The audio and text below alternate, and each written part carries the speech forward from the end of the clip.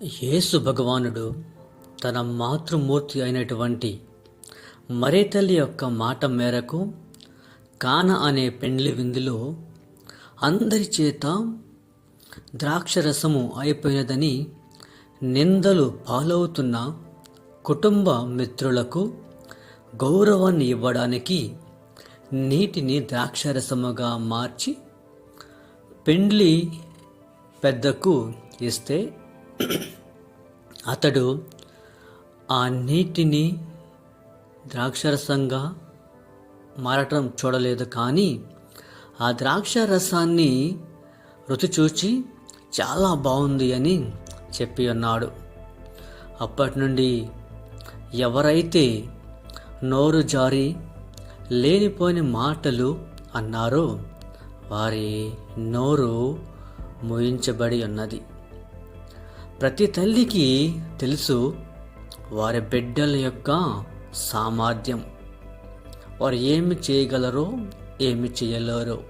మరియ తల్లి ఓలే యేసు అద్భుతం చేస్తాడని మరియ తల్లికి తెలుసు. అందుకే తనకు చెప్పి తన ద్వారా అద్భుతాన్ని చేయించింది మరియ తల్లి.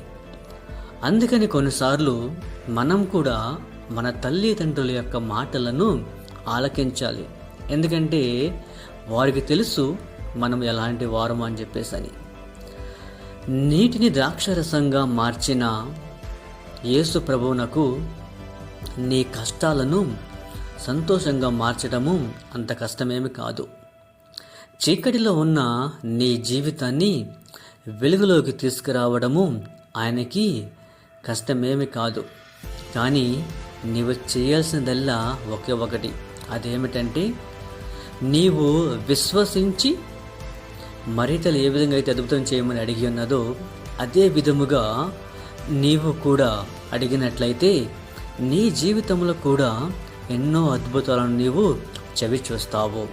కనుక ఇక నుండి యేసును నమ్మితే నీ యొక్క జీవితము మెలమెల మెరిసిపోతూ ఉన్నది, ఎంతో సంతోషముగా ఉంటూ ఉన్నది.